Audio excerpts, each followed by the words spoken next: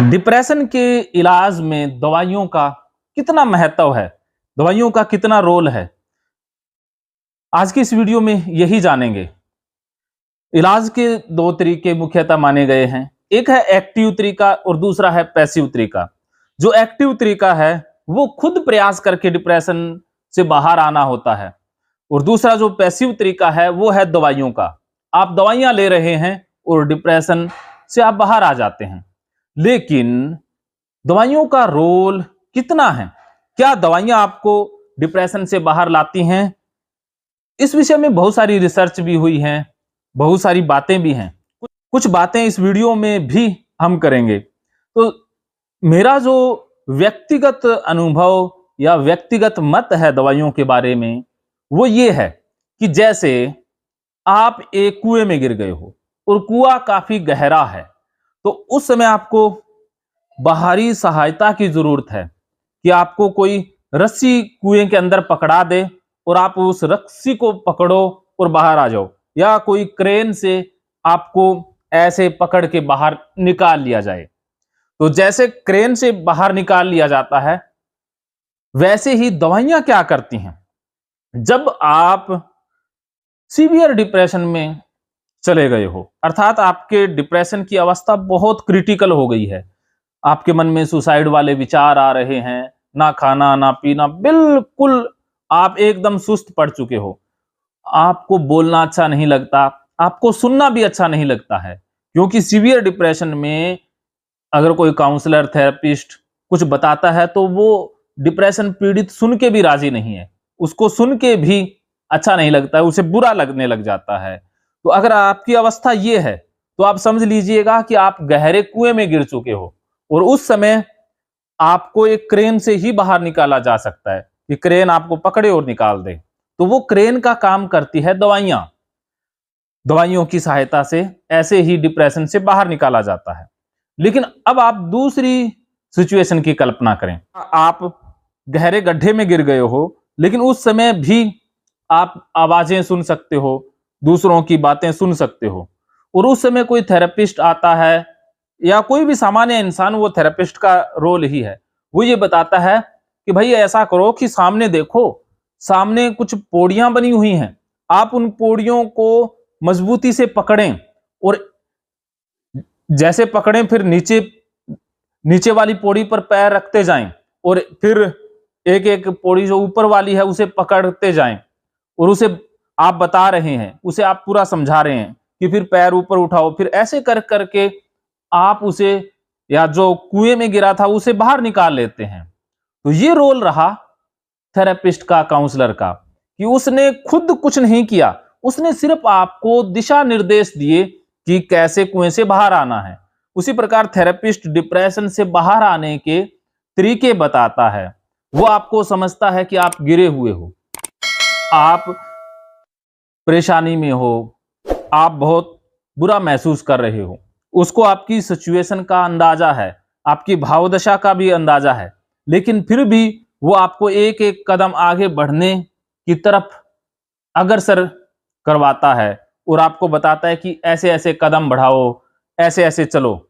आपके साथ भी कुछ कदम वो बढ़ाता है, आपके साथ वो एक्टिव रोल निभाता है, कुछ एक्टिविटी में वो शामिल भी होता है, कुछ एक्टिविटी में वो आपका साथ भी देता है। तो ऐसे वो आपको स्किल सिखा रहा है, ऐसे वो आपके अंदर समर्था पैदा कर रहा है। तो जैसे आप कुएं के अंदर से निकले थे ना खुद पौड़ियां पकड़ के, वैसे ही वो डिप्रेशन से निकलने में आपको मदद कर रहा है। तो ये तरीका है एक्टिव तरीका, कि आपने एक्टिव रोल निभाया है। तो दवाइयों का जो तरीका है वो पैसिव तरीका है कि आपको कुछ नहीं करना, बस क्रेन जैसे आपको कुएं से बाहर निकाल देती है बस। और जो काउंसलर है, थेरेपिस्ट है, वो आपको ये भी बताता है कि इस बार आप गड्ढे में गिरे, ऐसे निकले, तो अगली बार गड्ढे में गिरना नहीं है, कैसे गड्ढे को पहचानना है, गड्ढे से बच बच के कैसे चलना है, और फिर भी गिर जाओ तो इस तरीके से कैसे निकलना है, वो सब कुछ आपको सिखा देता है। तो अब देखिए, आप एक तरफ दवाइयों से इलाज लेते हैं तो उसमें आपने क्या सीखा? कुछ नहीं सीखा, आपने बस पैसिवली बाहर आने का तरीका समझ लिया है और इससे आपकी थिंकिंग और जो आपकी हैबिट है वो और बिगड़ गई है, क्योंकि फिर से आप गड्ढे में गिरोगे तो फिर से आपको क्रेन की जरूरत महसूस होगी, फिर आप रोओगे, चिल्लाओगे कि कोई निकालो रे, निकालो रे। आप अपने प्रयास तो करोगे ही नहीं, अर्थात फिर से आप दवाइयों के पीछे भागोगे। लेकिन जब आप स्किल सीख लेते हो, काउंसलर, थेरेपिस्ट आपको सब कुछ सिखा देता है, तो फिर अगली बार आप खुद अपने प्रयासों से भी बाहर आ जाते हो। तो ये तरीका है बिना दवाई ठीक होने का। तो अब आपके हाथ में चुनाव है, फैसला आपको करना है कि बिना दवाई ठीक होना है या दवाई लेकर के ठीक होना है। लेकिन अगर आप दवाई ले रहे हो या लेने की सोच रहे हो, तो इसके लिए आपको पहले साइकेट्रिस्ट या थेरेपिस्ट से बात करनी चाहिए। इस वीडियो के आधार पर ना तो आपने दवाई लेनी है और ना छोड़नी है, ये सिर्फ आपको अवेयर करने के लिए मैंने वीडियो बनाया है। और अधिक आप जानकारी चाहते हो, खुद डिप्रेशन को ठीक करने के तरीके जानना चाहते हो, तो आप भगवत गीता कोर्स भी ज्वाइन कर सकते हो। मानो तो मौज है, वरना समस्या तो रोज रोज है। महकेंगे फिर से खुशियों के रंग भगवत गीता थेरेपी कोर्स के संग। इतिहास का पहला ऐप जो गीता के माध्यम से ओसीडी डिप्रेशन का इलाज आसान बनाएगा। ओसीडी डिप्रेशन का इलाज हुआ और भी आसान, और वो भी बिना दवाई, घर बैठे। किसी को बीमारी की चिंता है तो किसी को चिंता की बीमारी है। भगवत गीता ने लाखों करोड़ों का जीवन बदला है और आपका भी बदलेगा। गीता थेरेपी कोर्स में आपको मिलेगा सभी 11 प्रकार की ओसीडी का संपूर्ण इलाज, जैसे गंदगी का वहम, बार बार हाथ धोना, बार बार सफाई करना, बार बार लॉक दरवाजा चेक करना व अन्य सामान की चेकिंग बार बार करना, एक ही विचार बार बार आना, नुकसान व मरने मारने का विचार आना, HIV, rabies, cancer, heart attack का विचार आना, IBS और नींद न आने की समस्या का हल गीता कोर्स में मिलेगा। आत्महत्या वाले विचारों से मुक्ति भी गीता थेरेपी कोर्स से मिलेगी। राजेंद्र जोधपुरिया ऐप पर आपको ओसीडी से संबंधित राजेंद्र जोधपुरिया की किताब भगवत गीता के मनोवैज्ञानिक रहस्य और अन्य टिप्स पढ़ने को भी मिलेंगे। गीता है महान थेरेपी।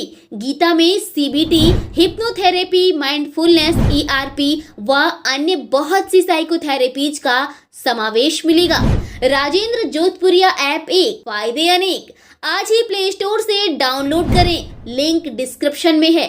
तो देर क्यों, अभी जाइए डिस्क्रिप्शन में और लिंक पर क्लिक करके प्ले स्टोर से अभी डाउनलोड कीजिए राजेंद्र जोधपुरिया ऐप और पाइए अपनी सभी समस्याओं का हल।